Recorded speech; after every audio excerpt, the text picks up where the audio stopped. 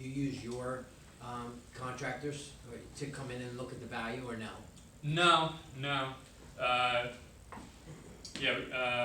So that's a good point. So rehab numbers, that's interesting. We can tell a good borrower in the first, 60 seconds of a conversation. And the biggest indicator is the rehab numbers. So, we've seen thousands of deals, right? So we look at all day. If you're coming in at, let's just say, 1,000 square foot property, just given the basic, and you say to us, this 1,000 square foot property is going, I can rehab it for $10,000, we immediately just say, thanks, come back another time when you learn more. If you come in and say 30,000, we're thinking, all right, this is probably your first deal. If you're thinking 1,000 square feet for 30,000, you're going to learn a lot here. You're going to come out of pocket because it's going to be more than 30,000, but we will do a deal with you. If you come in and say $50,000 to push our ARV numbers, we're saying, okay, you've probably done a flip before.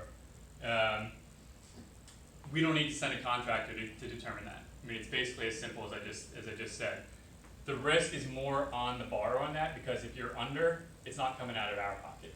You don't get to come back and say, hey, I'm over budget, 10 grand, can we just raise the loan a little bit here?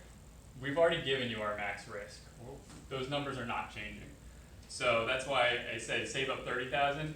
You're actually going to want to save up more than that, because you're going to want to be able to cover the I didn't expect that scenario, and that always happens. Like I've never seen a deal where the borrower says went perfectly, followed the scope of work 100%, and we were done. Like it does not happen that way, and you should expect that too. No matter how easy the house looks, there's always something.